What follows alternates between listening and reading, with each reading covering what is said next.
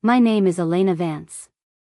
11 days ago, I sat in a glass-walled conference room in downtown Palo Alto and watched a pen stroke transform my life into a $14 million reality. I am 34 years old, and for the last 8 years, I have lived in the static. I built a software architecture firm from a desk made of 2 sawn-off doors and a prayer. I survived on caffeine and the kind of bone-deep exhaustion that makes your vision blur at the edges. But that Tuesday, the noise finally stopped. The deal with the conglomerate was closed. All cash. All mine. I went home that night and sat across from my husband, Mark. The house was quiet, the kind of quiet you can only buy when the bills are finally, permanently paid. Mark is a data analyst. He doesn't look at the world through a lens of emotion, he looks at it through patterns. He had been watching my phone buzz on the kitchen island for 3 hours. Notification after notification. My mother, my father, my sister Sloane. Don't tell them, he said. He didn't even look up from his glass of water. I laughed. Don't tell them what, Mark? That we're set for life? That I can finally pay off their mortgage like I promised? Don't tell them the deal closed, he corrected, his voice as flat as a horizon line. Tell them it fell through. Tell them you were ousted by the board. Tell them there is no payout, no exit, and no safety net. Just for a week, Elena. I want to see if the version of you that doesn't have a checkbook is a version they still recognize. I wanted to be angry. I wanted to tell him he didn't understand the Vance family dynamic. But the truth was, as I looked at my call log, I realized something that made my stomach turn into a cold knot. In the last 8 months, I had 43 calls from my mother. Not one of them started with, "How are you?" Every single one started with a task. A tax filing she didn't understand. A broken link on my father's business page. A permit issue for the guest house. I wasn't a daughter to them. I was a service provider with a 24-hour help desk. Fine, I whispered. 1 week. I picked up my phone and sent the text that would dismantle the last 34 years of my life. The board moved against me.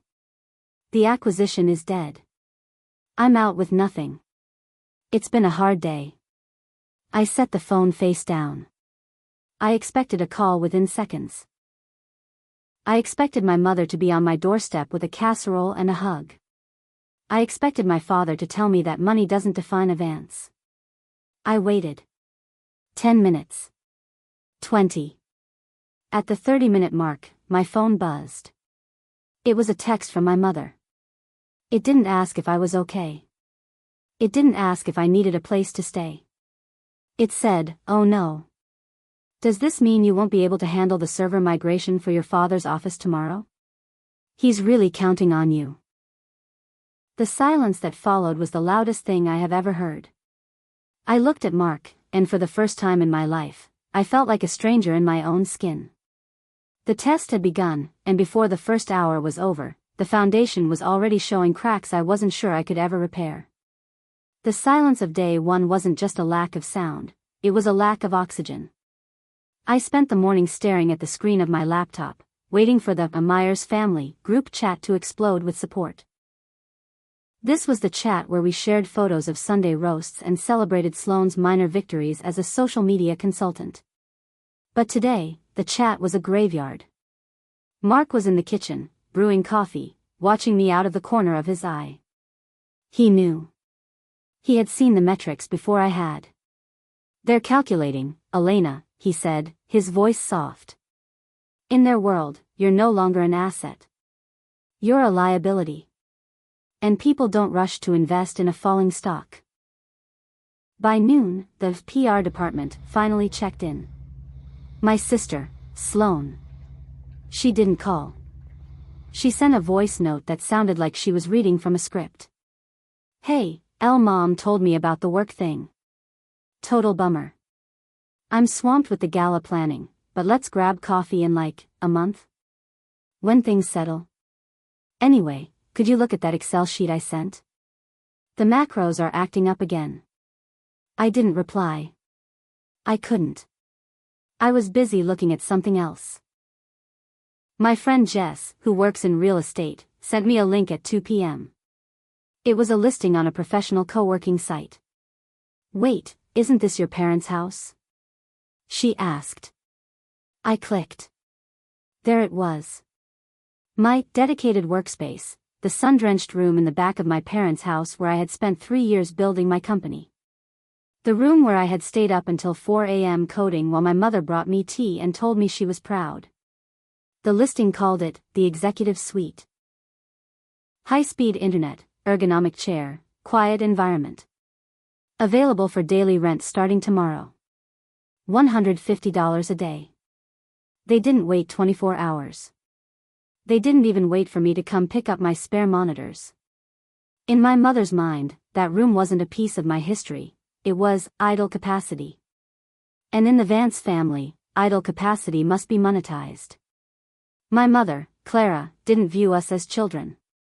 She viewed us as departments. Sloane was public relations. She was the one who posted the perfect family photos, the one who curated the image, the one who made sure the Vance name looked gold-plated on Instagram. I was operations. I was the one who fixed the plumbing, filed the legal paperwork, and provided the technical backbone that allowed the family to function. But operations had just reported a total system failure. And when a department stops producing, the CEO doesn't hold a vigil. They reallocate the resources. I went to my father's Facebook page. He had posted a photo of himself at the golf club an hour ago. "Great day for a round. Living the dream," the caption read. My father, Roger, was the routing service. He never made a decision on his own. He waited for my mother to assign him a task. If he wasn't calling me, it was because he hadn't been given a ticket. I was no longer in his queue. By the evening of day 2, I realized that my husband's test wasn't a test at all. It was an audit. And as I scrolled through the listing from my old office, looking at the photos of my empty desk, I realized that the Vance family didn't have a heart department. We had a ledger. And right now, my balance was 0. By day 3, the physical weight of the betrayal started to manifest as a dull ache in my chest. I decided I needed to see it for myself. I needed to see if my name was truly erased as quickly as a digital listing suggested. I drove over to my parents' house under the guise of collecting my equipment. The driveway was empty. My father's car was gone, likely at the club, and my mother's SUV was missing. I used my key, a key I'd had for 15 years, but when I turned it, the lock didn't budge. I tried again. Nothing. I looked closely at the deadbolt. It was new. Shiny, brass, and completely indifferent to me. They had changed the locks. I stood on the porch, my hands shaking. I didn't even have a chance to tell them I was broke before they decided I was a security risk to their peace of mind. Or perhaps, more accurately, they didn't want the operations manager coming back to claim the tools of her trade. I walked around to the back of the house, toward the large bay window that looked into my old office. I peered through the glass. The room was staged. A bowl of green apples sat on my desk. A generic, motivational poster hung where my degree used to be. My degree, the one I worked 2 jobs to pay for, was leaning against the trash can in the corner, frame cracked. Looking for something? I jumped, spinning around. My sister, Sloane, was standing by the garden gate. She was dressed for a gala meeting, black silk, pearls, and a smile that didn't reach her eyes. She looked at me not with sympathy, but with the mild annoyance one feels toward a telemarketer who won't stop calling. I came from my monitors, Sloane. And my degree. Why are the locks changed? Sloane sighed, crossing her arms. Mom thought it was best. You know how she gets about security transitions. Since you're not working here anymore, there's no reason for you to have a key, right? It's just logistics. Don't make it emotional. Don't make it emotional? I repeated, my voice rising. I built my life in that room. I paid the property taxes on this house for the last 4 years, Sloan. I'm the reason Dad still has his golf membership. Sloane's expression shifted then. It went from annoyed to cold. A chilling, clinical coldness that made me realize I was looking at my mother's true successor. And we're very grateful for that, Elena. Truly. Your contributions are well documented. But this isn't about what you did. It's about what you're doing now. And right now, you're a distraction. She stepped closer, her voice dropping to a sharp whisper. I have a gala to run. Mom has a reputation to maintain. If you show up at the event this weekend looking like this, looking defeated and empty-handed, it's going to raise questions. Questions we don't have time to answer. Mom thinks it's better if you sit this one out. We'll send you the photos. I'm uninvited? To my own sister's charity event? You're deprioritized, Elena, Sloan said, turning back toward the gate. Check your email. I sent a formal notice. We've already updated the guest list. She walked away, the click of her heels on the stone path sounding like a firing squad. I stood there, a $14 million woman standing in the dirt, uninvited from a family I had subsidized for a decade. I felt the urge to scream, to reveal the truth, to show her the bank balance that could buy her gala 10 times over. But I didn't.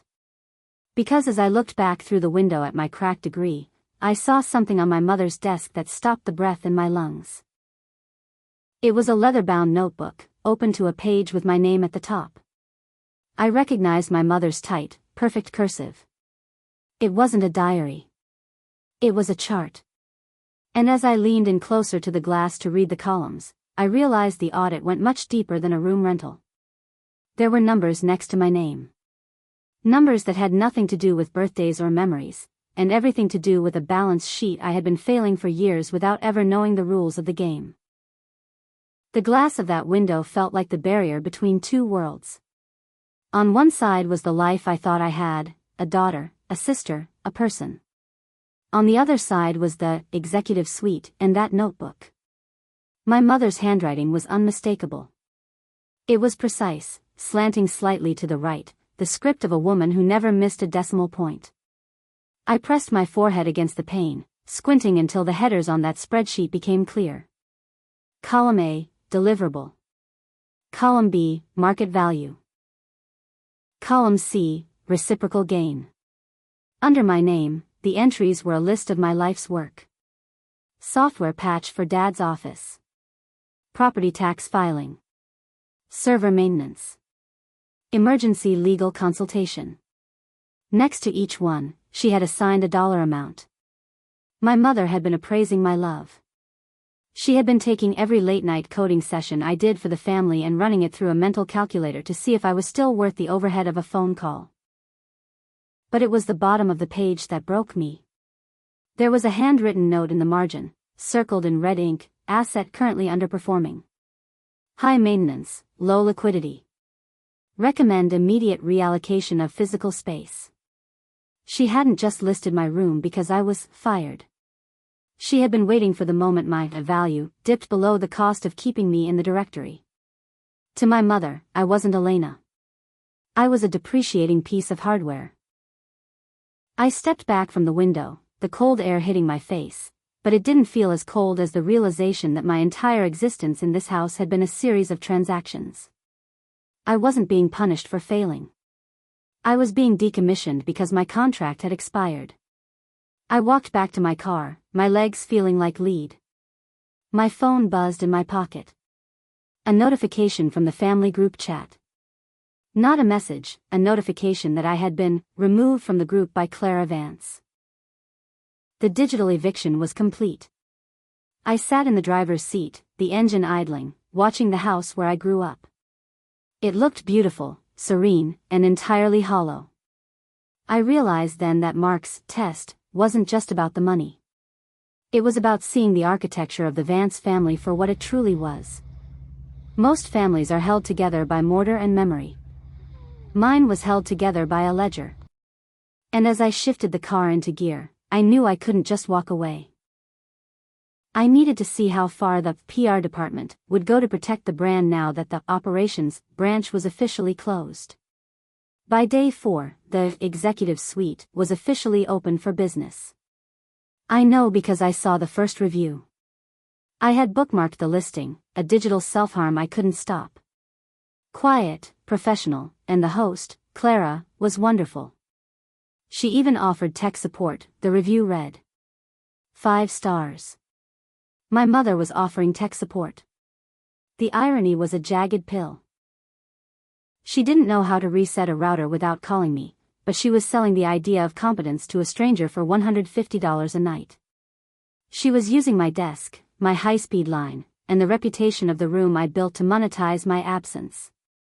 I spent the afternoon with Mark in our living room. He didn't say, "I told you so." He didn't have to. He just sat there, analyzing the latest reallocation from my family. "They're not being cruel, Elena," he said, staring at his tablet. "In their minds, this is just efficiency. You told them the company was gone. In a corporate structure, when a department is dissolved, you don't keep the lights on in that office. You lease it out.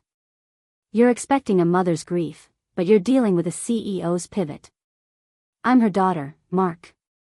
Not a failed startup." "Are you?" he asked, finally looking up. "When is the last time she called you just to hear your voice? When is the last time Sloan asked how you were without following it up with a request for a quick favor on her social media metrics?" I went to my call history. I scrolled. And scrolled. 8 months.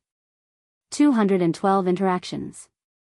Every single one had a task attached. L, the printer is offline. L, Sloan needs a website mock-up. L, can you look at this insurance claim? There wasn't a single, "I love you," that wasn't a prefix to, "I need." The social liability text arrived at 6 p.m. It was from Sloan, but the language was pure Clara. "Elena, we've decided to move the family dinner to the club this Sunday. Since you're currently between things, we thought it might be awkward for you to be around the donors for the gala. We've told everyone you're on a soul-searching retreat in the mountains. Please stay off social media for a few days so we can maintain the narrative. We'll talk when the gala is over." The narrative. That was the only thing that mattered. The Vance brand couldn't afford a loser. If I wasn't the successful tech founder who could be trotted out to impress the local elite, I was a bug in the code. And bugs are quarantined. I looked at the soul-searching text and felt a flicker of something new. It wasn't sadness anymore. It was a cold, sharp clarity. They wanted a narrative? Fine. I would give them one. But first, I needed to see the ledger for myself. Not through a window, and not from a distance. I needed to see exactly how much they thought I owed them. I waited until Sunday night. I knew they would all be at the club, playing the part of the perfect, grieving but resilient family. The operations department still had one thing the CEO had forgotten about, the backdoor access code to the security system I had installed myself. The house was dark when I arrived. It looked like a tomb for a life I no longer lived.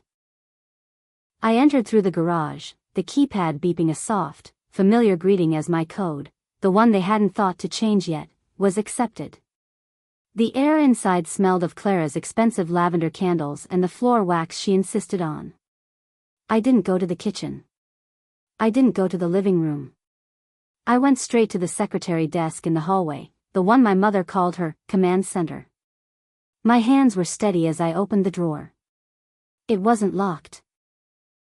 Clara never thought she'd have to protect her secrets from the person who provided the security.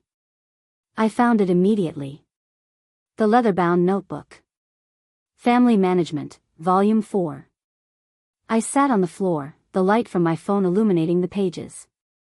It wasn't just a spreadsheet. It was an audit of my entire adult life. She had columns for emotional investment units and resource extraction. Under Sloan's name, the balance was always on track. Sloan provided the visual capital. She was the ROI that people could see. But under my name was a sea of red ink. Elena, high intellectual output, but increasingly resistant to secondary directives. Overestimates her value to the core unit. Needs frequent recalibration. And then, I saw the entry from the night I told them the deal fell through. Subject reported total loss of liquidity. Recommended action: terminate access to primary residence assets immediately. Redirect support to Sloan's Q4 Gala. Note: ensure subject does not attend the event. Potential for negative brand association is 82%. She had calculated the probability of my presence ruining her night. She had turned my failure into a percentage. I flipped the page, my heart hammering against my ribs, looking for something, anything, that felt like love. A note about my birthday. A mention of the time I stayed up all night helping my dad through his heart scare. I found the entry for the heart scare. Roger's medical crisis. Elena handled the hospital logistics and billing. Saved $12,400 in out-of-network fees. Efficiency, excellent. Reciprocal reward, inclusion in Thanksgiving highlight reel. She had traded my father's life for a mention in a social media post. I felt a wave of nausea so strong I had to lean against the desk. It wasn't just that they didn't love me. It was that they had replaced the very concept of love with a performance review. I was a human resource that had been found wanting. I heard the sound of a car in the driveway. Headlights swept across the wall. They were back early. I scrambled to my feet, clutching the notebook. I didn't want to be caught. Not yet. I wasn't ready for the confrontation. I wanted them to feel the silence first. I moved toward the back door, the shadows of the hallway swallowing me, but as I reached for the handle, I heard my mother's voice from the porch, clear and sharp through the wood. Honestly, Roger, she was saying, it's a relief. Without Elena's drama hanging over us, we can finally focus on Sloan's expansion. The girl was always so heavy. Always wanting credit for things that were just her duty. Now that she's gone, the air feels lighter, doesn't it? I froze. I didn't move. I didn't breathe. I waited for my father to say something. To defend me. To say he missed me. To say that his daughter wasn't heavy. She was useful, my father's voice came, muffled and tired. But you're right, Diane. The ledger doesn't lie. She was out of balance. The door handle turned. I slipped into the shadows of the pantry just as the lock clicked. I watched through the crack in the door as they walked into the kitchen, my mother already checking her phone, my father heading for the liquor cabinet. They looked happy. They looked like a company that had just trimmed the fat and was looking forward to a profitable quarter. I looked down at the notebook in my hand. I had the evidence. I had the severance I needed. But as my mother turned to the hallway to check her command center, I realized I had left the drawer open. Her footsteps stopped. The house went dead silent. And then, I heard her voice, no longer light, but cold and dangerous. Roger, she whispered. Someone's been in my files. I held my breath in the darkness of the pantry, the leather of my mother's ledger feeling like cold skin against my palms. Roger, she repeated, her voice a sharp blade cutting through the silence of the hallway. Someone's been in my files. I watched through the sliver of the door as she stood over the open drawer, her posture rigid. She didn't look like a mother worried about an intruder, she looked like a general noticing a breach in her perimeter. My father shuffled into the frame, a glass of scotch in his hand. Probably just Sloan, Diane. She was looking for those tax records earlier. My mother didn't blink. She reached into the drawer, her fingers sweeping the empty space where the notebook had been. Sloan doesn't touch the Volume 4 ledger. She knows the rules. Her head snapped toward the kitchen, her eyes scanning the shadows. For a heartbeat, I thought she was looking directly at me. I gripped the shelf behind me, my knuckles white, praying the darkness was thick enough to hide the $14 million ghost standing 3 feet away. Check the security feed, she commanded. My father sighed, setting his glass on the marble island. The system's been acting up since the storm, you know that. He walked to the wall-mounted interface, the one I had installed, the one I had coded to be foolproof. I watched his fingers fumble over the touchscreen. It's dark, Diane. Nothing but static on the rear entrance. He didn't know that I had already looped the footage. He didn't know that as far as the house was concerned, the last 20 minutes hadn't happened. This was the man who taught me my first lines of BASIC, the man who used to call me his little architect. Now, he was just a technician trying to troubleshoot a daughter he had already deleted from his hard drive. It doesn't matter, my mother said, her voice dropping to a low, dangerous hum.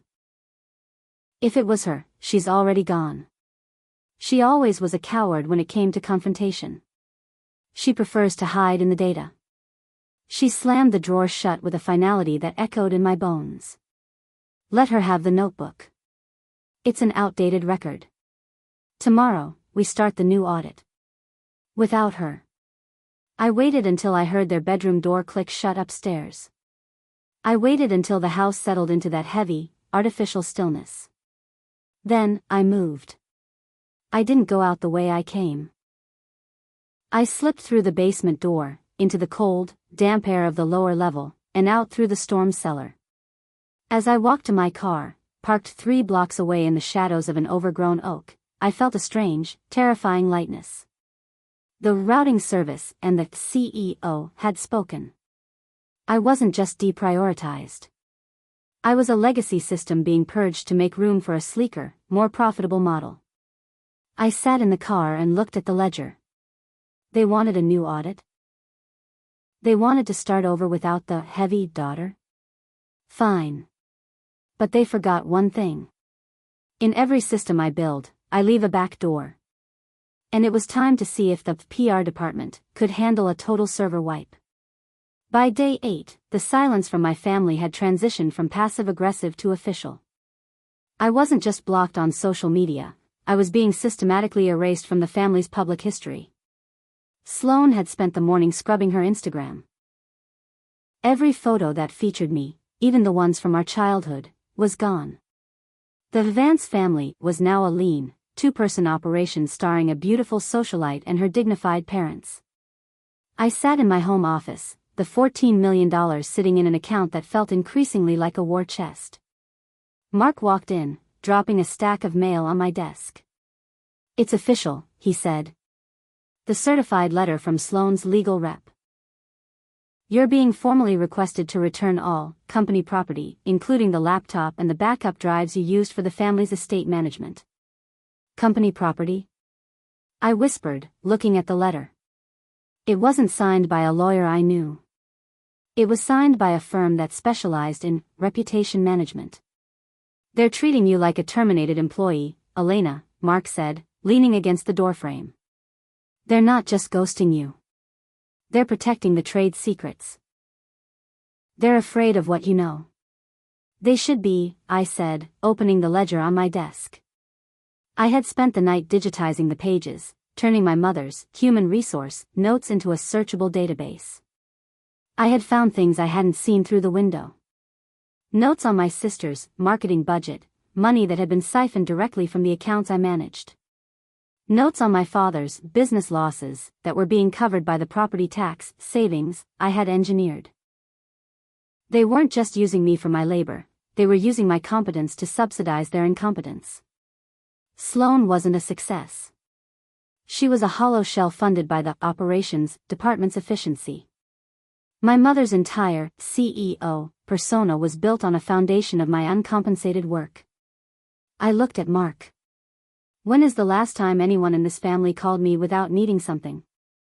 I finally found the answer in the ledger. Never. Not once in 10 years. Every happy birthday was timed to a server crash. Every I'm proud of you was a reward for a cleared debt. So, what's the move? Mark asked. The move is a settlement, I said, my voice cold. A final invoice. If they want to treat me like a vendor, then it's time they paid the market rate for 10 years of uninterrupted service. I spent the rest of day 8 drafting the wire transfers. I didn't want their money. I didn't need it. But I needed them to understand the cost of what they had discarded. I set up 3 separate transfers, $50,000 to my mother, $50,000 to my father, and $50,000 to Sloan. In the memo line of each, I wrote, "Final closing payment. All accounts settled. Do not contact again." It was a severance package in reverse. I was paying them to go away. I was buying my freedom with the very thing they valued most. But before I hit send, I realized that $150,000 wasn't enough to make a point. To people who live in a ledger, the only thing that hurts more than a loss is a missed opportunity. I called my lawyer, Sarah. "I need to set up a trust," I said. "A balance fund. I want it to be a scholarship for students who are the practical ones in their families. The ones who do the work while someone else takes the credit. I want it funded with $1 million. And I want the announcement to go out the morning of Sloan's gala." "That's a loud way to say goodbye," Sarah noted.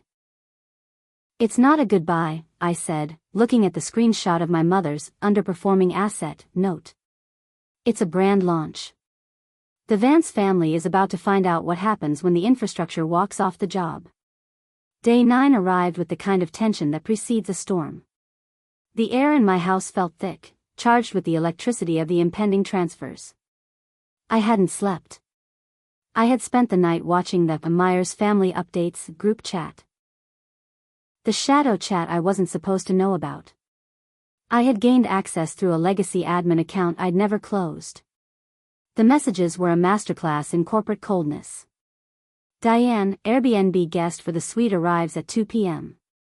Ensure the operations clutter is moved to the garage. Sloan, gala RSVPs are at 94%. Mentioning Elena's breakdown to the donors has actually increased sympathy donations. Use it in the speech."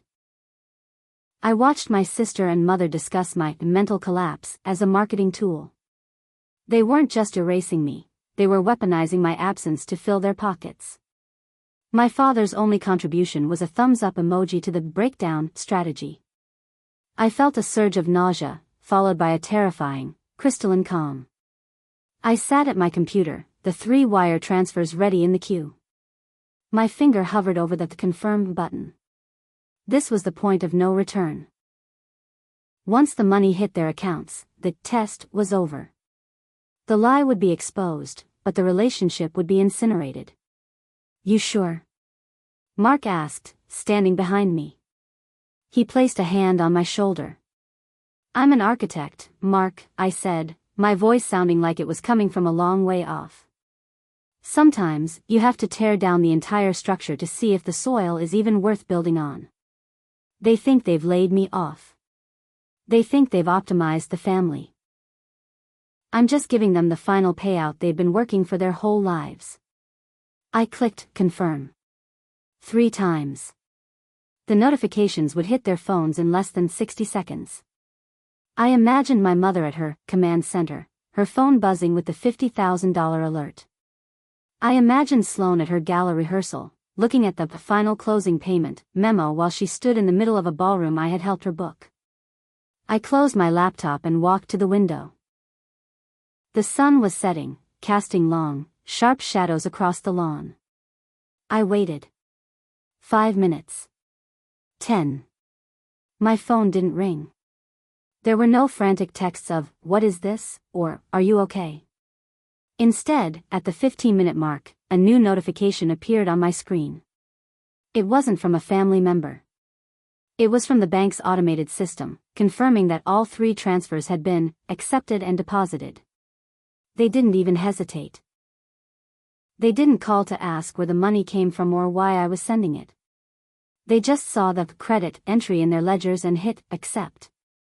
They cashed the severance checks from the daughter they thought was bankrupt, without even stopping to ask if I was still alive. I stood in the silence of my office, the realization sinking in. They hadn't just failed the test. They hadn't even realized they were taking it. To them, $50,000 wasn't a message. It was just the latest deliverable from a vendor they had already replaced. But as I turned to leave the room, my phone buzzed one more time. It was a private message from an unknown number. No text. Just an image file. I opened it, and the breath left my lungs. It was a photo of the leather-bound ledger, Volume 4. But it wasn't the page I had seen. It was the very last page, a new entry dated this morning, in a handwriting that wasn't my mother's. It was my father's. And the words written there made the $150,000 I just sent feel like the biggest mistake of my life. I stared at the image on my screen, the glow of the pixels burning into my retinas. My father's handwriting, usually a shaky scrawl of half-finished thoughts and routed instructions, was different here. It was heavy, the ink bleeding through the paper as if he had pressed down with the weight of decades. The entry was dated today, 9 a.m. It didn't belong in a ledger of transactions. It was a confession. Diane thinks the audit is over, it began. She thinks she's finally balanced the books by cutting Elena out. She doesn't realize that Elena wasn't the overhead. Elena was the collateral. I watched her build that company in the back room and I told her I was proud, but I only said it when Diane wasn't listening. I am a coward. I have let my daughter become a line item because it was easier than standing up to a woman who views love as a quarterly projection. If Elena ever sees this, I need her to know, the money she sent for the taxes. I didn't just route it. I used it to buy my silence. And now, I'm bankrupt in every way that matters. I felt a cold shiver run down my spine. This wasn't a performance review. It was a suicide note for a relationship. He knew. He had always known what was happening, and he had chosen the comfort of the routing service over the soul of his daughter. The $50,000 I had just sent wasn't a message to him. It was a tip. And he had cashed it. Mark was watching me from the doorway, his face illuminated by the flickering blue light of my monitor. Elena? You've been staring at that for 5 minutes. What did he write? He wrote the truth, I whispered, my voice sounding like dry leaves. He wrote that he's a coward who used my labor to buy his own peace. He cashed the check, Mark. Even after writing this, he saw the $50,000 hit his account, and he hit accept. He's not a victim of my mother's system. He's the one who keeps the lights on. I stood up, the chair scraping harshly against the floor. The severance strategy was no longer just about boundaries. It was about demolition. My family had spent years stress testing my loyalty, pushing and pulling until they found the breaking point. They thought they had found it when I told them I was broke. They thought they could just archive my file and move on to the next asset. But they forgot that I am the one who designed the system. I know where the load-bearing walls are. And as I looked at the gala checklist Sloan had posted on the shadow chat, a checklist that included a moment of silence for my supposed mental breakdown, I realized that the final performance review wasn't going to happen in a notebook. It was going to happen in front of everyone they were trying to impress. Mark, I said, my voice regaining its architectural precision. Call the catering manager at the Davenport estate. The one I helped with the zoning permit last year. Tell her the operations manager for the Vance family is calling in a favor. I need a floor plan, a guest list, and a microphone. The morning of the gala arrived with a deceptive, golden calm. To the outside world, it was the pinnacle of the Vance family's social calendar, the Empowerment Ball, hosted by Sloan Vance. To the donors and the elite of Silicon Valley, it was a celebration of resilience. The official narrative was already in full swing. Sloan was the hero, the daughter who had stepped up to lead the family while her elder sister, the once great Elena, had tragically succumbed to the pressures of the industry. I sat in a black SUV 3 blocks from the estate, dressed in a charcoal blazer that felt like armor. On my lap was a tablet showing the live feed of the ballroom. I had bypassed the security, again. It was almost too easy. My mother had hired a cheap firm to update the system I'd built, and they had left the legacy protocols wide open. I was an invisible guest at my own funeral. I watched Sloan on the monitor. She looked radiant in a dress that cost more than my first 3 servers combined. She was moving through the crowd, preening, with a grace that was terrifying to behold. She would lean in, whisper something about Elena's struggle, and watch as the donors reached for their checkbooks. She was monetizing my ghost. My mother was right beside her, the CEO of sorrow. She was playing the role of the grieving matriarch to perfection. I saw her squeeze a donor's hand, her eyes welling with calculated tears. It was a masterclass in resource extraction. They weren't just surviving my failure, they were thriving on it. They've raised $600,000 so far, Mark said, checking his own screen. Most of it predicated on the Elena Fund, a private trust they claim to be setting up for your recovery. They're literally selling your breakdown, Elena. I felt a surge of cold fury, the kind that makes your vision narrow to a single point. They had taken my lie, the lie I told to see if they loved me, and turned it into a profitable business model. They didn't want me to recover. They wanted me to be a high-maintenance asset, forever, as long as the maintenance fees were paid by someone else. Is the balance fund announcement ready? I asked. Scheduled for 9 p.m., Mark replied. Right when Sloan starts her keynote. The press release will hit every major tech blog and local news outlet simultaneously. Elena Vance, founder of Vance Tech, announces $1 million scholarship following $14 million acquisition. The broke narrative is going to evaporate in real time. I looked at the clock. 8:45 p.m. It was time for the operations department to deliver the final report. I didn't enter through the front doors. I didn't want the red carpet or the flashbulbs. I entered through the service kitchen, the same way I had entered a dozen times to fix the estate's erratic Wi-Fi or troubleshoot the caterer's digital ordering system. The staff didn't even look up. To them, I was just another contractor, another person there to make sure the Vance experience didn't glitch. I moved through the back hallways, the sound of the orchestra growing louder, the smell of expensive perfume and champagne thickening the air. I reached the AV booth behind the main stage.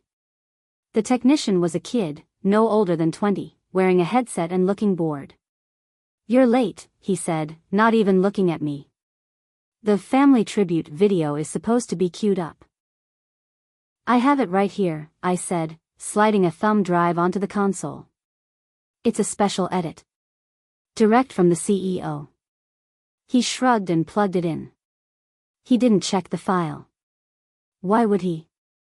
In his world, people like me are the ones who make the world work so people like Sloan can stand in the light.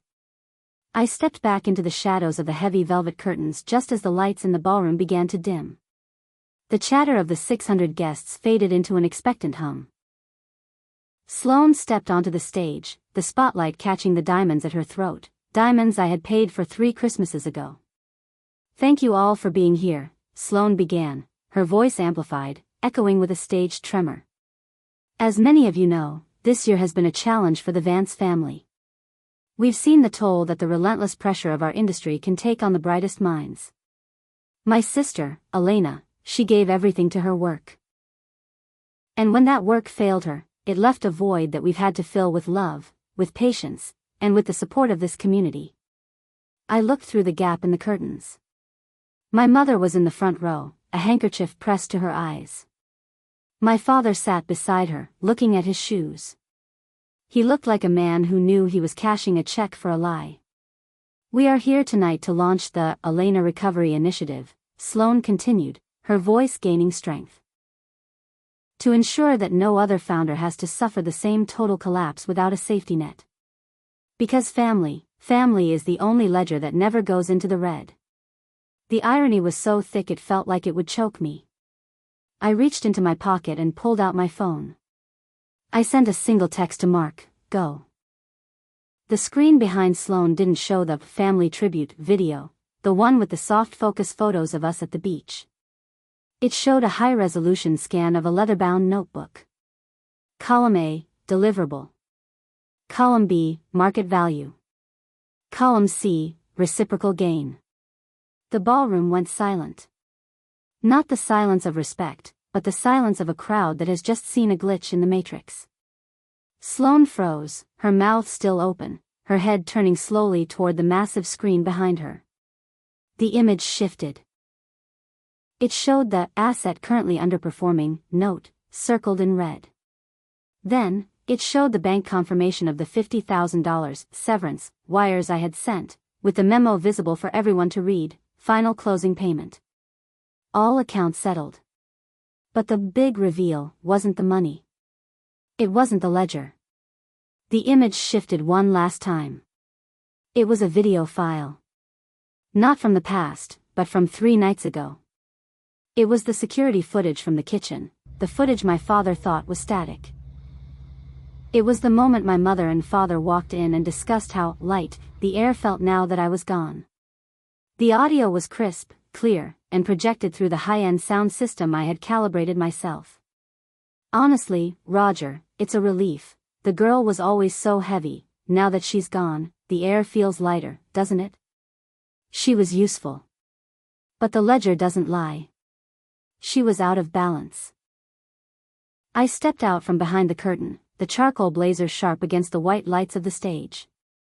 I didn't look at the crowd. I didn't look at the cameras. I looked directly at my mother, who had gone as pale as the pearls around her neck. I walked to the center of the stage, took the microphone from my sister's paralyzed hand, and looked at the clock on the wall. It was exactly 9 p.m. The balance fund is now active, I said into the microphone, my voice echoing through the stunned silence. And as of 1 minute ago, the Vance family has been officially acquired. Not by a conglomerate, but by the truth. I dropped the mic. The sound of it hitting the stage was like a gunshot. I walked off the platform, through the crowd that parted like the Red Sea, and toward the exit. I didn't look back to see my mother's face or my sister's tears. I had delivered the final report. But as I reached the heavy oak doors of the estate, my phone vibrated in my hand. It was a new notification. A real-time alert from the Balance Fund portal. Someone had just made the very first application for the scholarship. And as I opened the file to see the name of the applicant, the air truly did feel lighter, but for a reason that would change the architecture of my life forever. The alert on my phone screen didn't make sense at first. The Balance Fund had been live for less than 60 seconds. The press release was still rippling through the servers, a digital shockwave destined to level the Vance family's carefully constructed skyscraper of lies.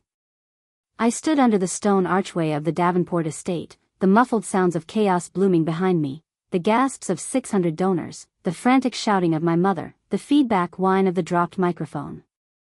I tapped the notification. The applicant's name wasn't a stranger's. It was Roger Vance. My father hadn't used the portal to ask for money. He had used the personal statement section of the application, a space I designed for stories of being undervalued, to upload a single, final document. It was a digital scan of his own will, amended 3 hours ago. I leaned against the cold stone of the estate wall, my breath hitching as I scrolled. He hadn't just respected the boundary. He had demolished his own position in the company to fund mine.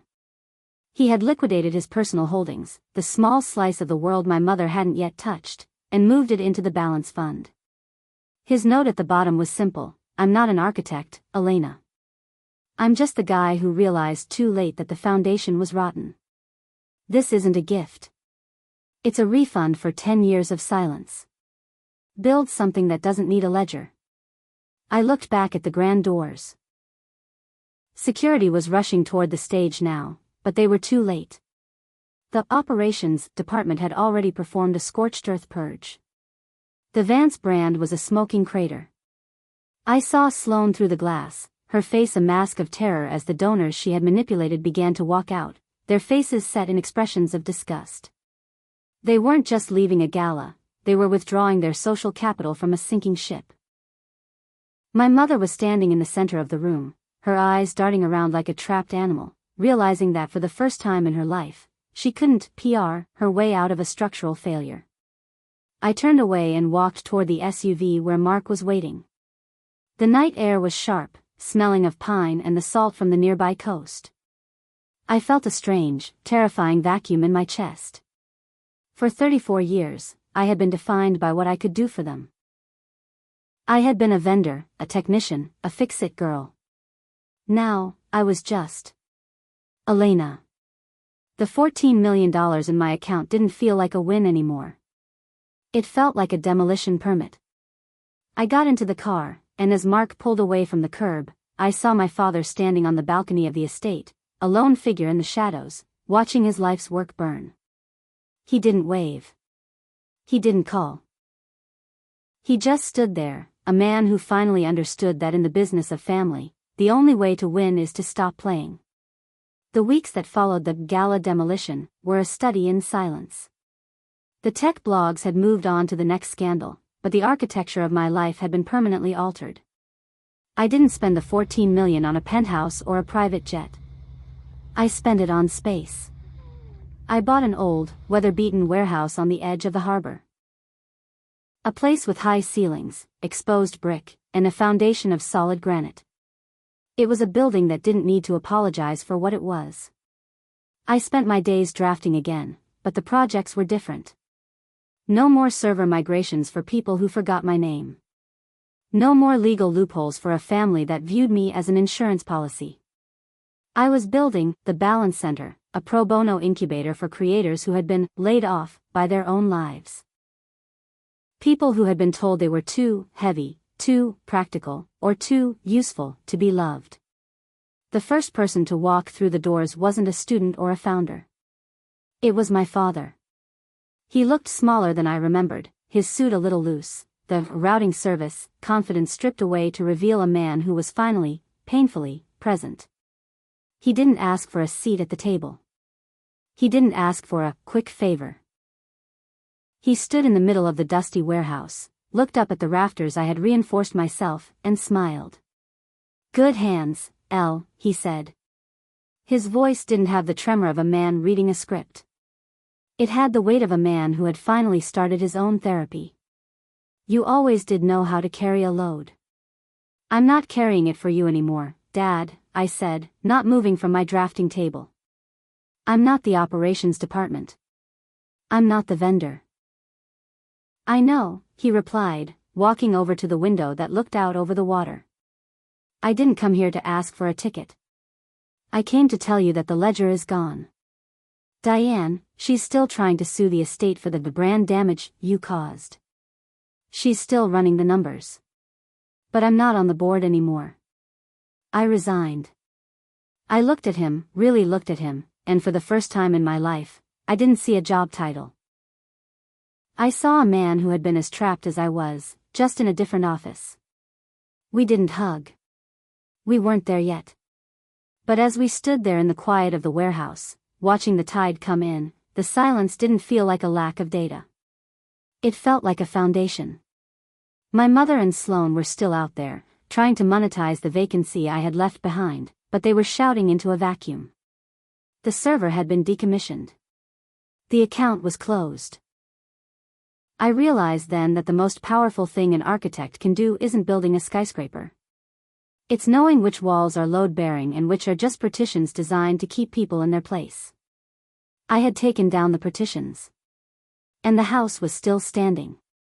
It's been 6 months since I dropped the microphone at the Davenport estate. My phone doesn't buzz with family management alerts anymore. The Myers family group chat is a dead link in a digital graveyard. Sometimes, late at night, I see a notification that my mother has tried to view my LinkedIn or that Sloan has tagged me in a TBT post, a desperate attempt to claw back some of the visual capital I took with me when I left. I don't click. I don't respond. I have achieved the one thing they never thought possible. I have become a non-liquid asset. I spend my Saturdays at the harbor with Mark and our kids. We don't have a social calendar. We don't have a PR strategy. We have pancakes, and messy art projects, and a rule that the word useful is never allowed to be a prerequisite for the word loved. I watch my daughter, Sophie, build towers out of wooden blocks. She doesn't look at me to see if her KPIs are met. She looks at me because I'm her mother. And that is a job title I will never, ever resign from.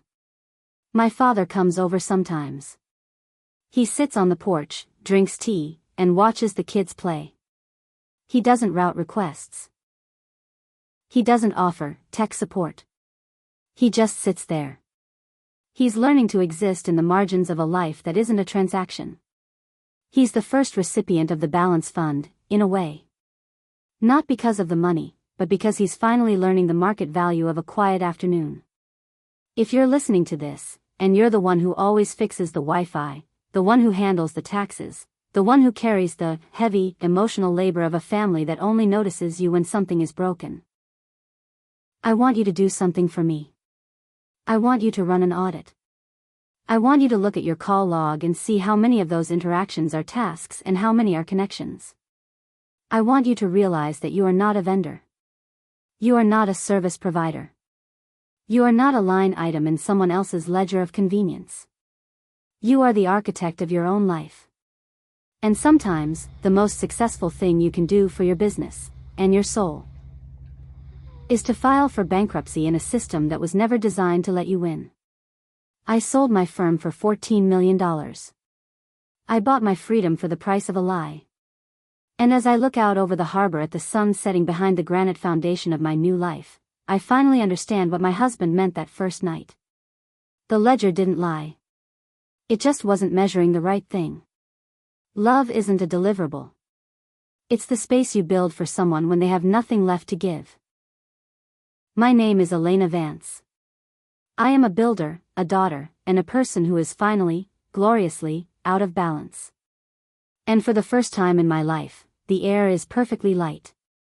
Thank you for listening. If this story hit home, share it with someone who is still working for a family that doesn't pay. Subscribe, and I'll see you in the next one. The ledger is closed. Have a story like this? Send it to us, and we'll share it with the world. Don't forget to like, subscribe, and hit the bell for more true family drama. Thanks for watching.